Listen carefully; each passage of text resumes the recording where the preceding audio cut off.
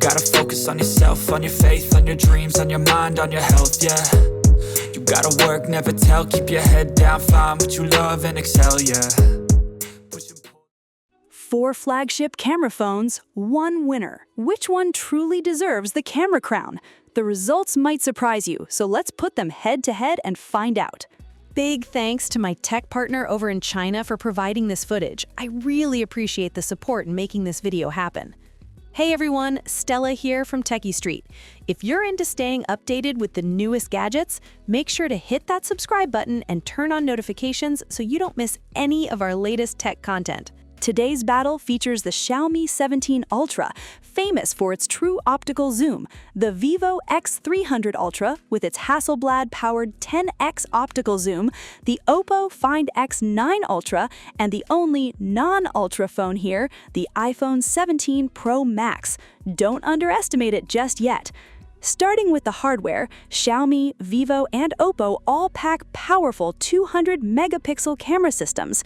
Xiaomi's biggest highlight is its true lossless 75mm to 100mm zoom, giving photographers extra framing freedom. Vivo sticks with its refined HP0 sensor, upgrades stabilization to SEPA 7.0, and adds dual teleconverters for even better long-range shooting.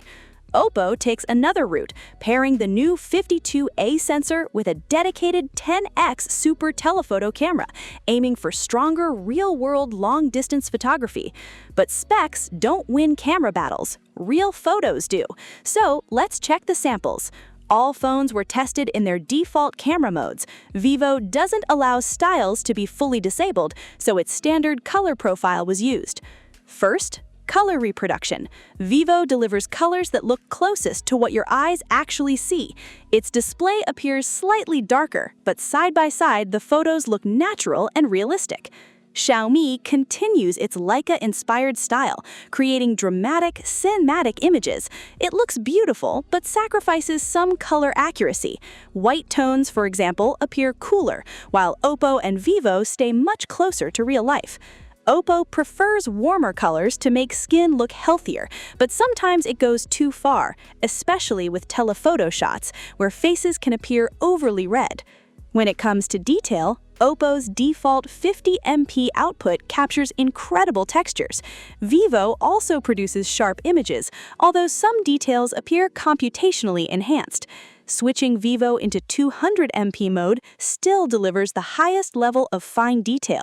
Looking closely at shadows, signs, and peeling textures, Vivo consistently preserves the smallest details better than Oppo. Night photography tells a similar story. Oppo and Vivo stay realistic, while Xiaomi transforms scenes into dramatic, cinematic shots.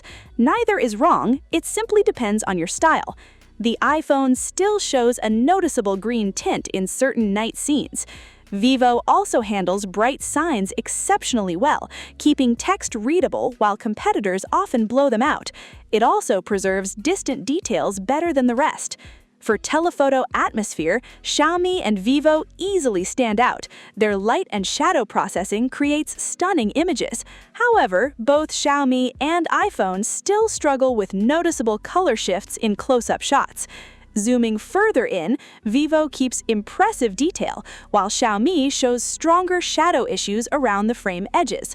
Under extremely colorful lighting, Xiaomi and iPhone sit at opposite extremes. Xiaomi brightens subjects too brightly, while iPhone blends colors so aggressively that people can look almost avatar-like. Oppo feels more balanced, but pink lighting becomes more exaggerated than it should be, especially at higher zoom levels. Overall, Vivo delivers the most natural balance between subject and background, although its images remain slightly darker. Xiaomi and Oppo still offer unique advantages. Xiaomi's 75mm to 100mm lossless zoom gives extra composition flexibility without moving, which becomes surprisingly useful in real shooting situations. Meanwhile, Oppo's dedicated 10x telephoto lens shines when photographing wildlife, travel scenes, or distant objects like road signs. Still, for everyday photography, most people will rely mainly on the mid-range zoom, making these extra features less important in daily use. Now, let's move to portraits. Xiaomi creates bold, high-contrast portraits with rich colors that almost resemble oil paintings. They look eye-catching, but can feel over-processed. Vivo may seem less vibrant at first, yet it blends the subject and background much more naturally. Oppo also performs well, although its warmer processing sometimes makes skin look too red. On the other hand, people with lighter complexions may actually prefer this look. The iPhone delivers pleasing natural textures, but skin tones lean slightly blue, and backlit portraits often appear a little gray. Looking closely at facial details, Xiaomi applies the strongest beauty processing, followed by Vivo, Oppo, and finally Apple. Xiaomi even adds a subtle textured finish after smoothing the skin, creating its signature image style. In portrait mode, Xiaomi, Vivo, and Oppo all offer beauty controls. Xiaomi keeps it simple with basic beautification, while Vivo and Oppo let you fine-tune facial features. The iPhone skips beauty tools but includes different portrait lighting effects. For background blur, Vivo takes the most natural approach, creating a realistic depth effect. The iPhone goes in the opposite direction with the strongest blur. The good news? All four let you adjust the bokeh afterward. Xiaomi, Vivo, and iPhone also allow you to change the focus point after shooting, while Oppo still doesn't. Now let's move to the ultra-wide cameras. This lens is often ignored, but it matters on a true flagship. All four use a 14mm focal length, so the field of view is nearly identical. The biggest difference is color. Xiaomi, Vivo, and iPhone stay accurate, while Oppo is slightly less consistent. Zooming into the photos tells a different story. Xiaomi and Oppo show a more processed look. The iPhone performs well, but produces slightly darker images. Vivo stands out with the clearest textures and finest details. Backlit shots are another win for Vivo. It keeps highlights under control while preserving brightness and transparency. That's the advantage of its larger 1.128-inch sensor, and it really shows. Now it's time for video. On paper, Vivo leads with 4K 120 FPS log recording and Dolby Vision across every focal length. Oppo supports up to 8K 30 FPS log, while its 4K 60 FPS mode benefits from super image stabilization. Even so, I still think the iPhone delivers the best video colors and autofocus, but once lighting gets difficult or you switch to telephoto, its hardware limitations become easier to spot. Android phones have their own advantages. Xiaomi's low-fic technology handles HDR night scenes beautifully, balancing bright lights and dark shadows while delivering smooth zoom transitions between 75mm and 100mm. Oppo shines with its dedicated 10x telephoto camera, producing powerful long-range shots with less dependence on software processing. Vivo's biggest advantage is its Selfie 7.0 stabilization for telephoto video. I even tested all four while running. The results were impressive, although saying Android completely beats the iPhone would be an exaggeration. Another reason creators love Oppo and Vivo is real-time filters during recording. Vivo even adds a dedicated film-style mode that makes ordinary clips look cinematic. The only downside is it's limited to 24 FPS, so it's not ideal for fast action. Now let's check the external telephoto systems from Vivo and Oppo. Vivo has made its 200mm lens much smaller, while still offering a 400mm option. Oppo reaches 300mm, but compared side by side, it's noticeably bulkier. Thankfully, the new adapter ring design is a big improvement over the previous version. The real challenge is concert photography. Sitting in the last row, both phones still captured performers once they moved closer to the front of the stage. Personally, I prefer Oppo's dramatic stage atmosphere. Its high-contrast look works beautifully, and the dedicated live stage mode is a nice bonus. Hopefully, Vivo adds something similar. When it comes to detail, Vivo is sharper and far more reliable. Its success rate easily exceeds 90% for fast-moving subjects. Oppo can produce great shots, but you'll usually delete many failed ones first. At extreme zoom, Oppo's sharpening becomes too aggressive, exaggerating every wrinkle. Vivo applies a little smoothing instead, which many people will actually prefer for portraits. For video, both perform well at their native focal lengths with solid handheld stabilization.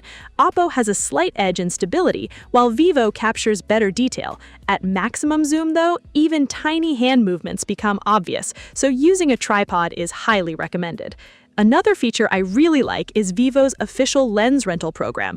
It lets users experience the system without buying expensive accessories. Right now, Vivo also has the stronger telephoto ecosystem, with better portability, longer reach, and more accessory options. Just looking around the venue proves how popular the system has become.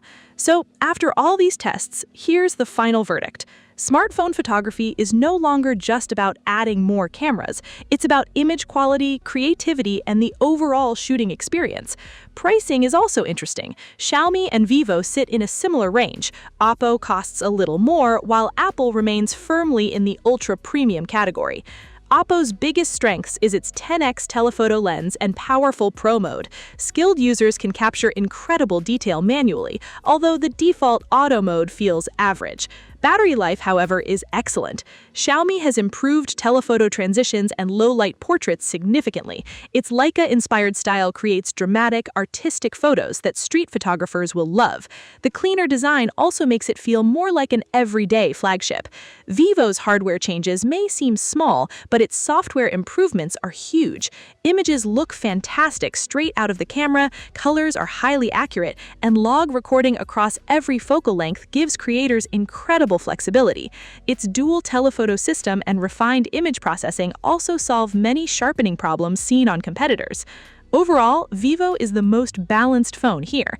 It handles casual photography, travel, events, and professional content creation equally well. If I had to recommend just one, Vivo would be my first choice. As for the iPhone, Android rivals have clearly caught up and even passed it in still photography, but video quality, audio recording, and the massive 2 TB storage option remain major reasons to choose it if video creation is your priority. So, which phone would you pick after seeing this comparison?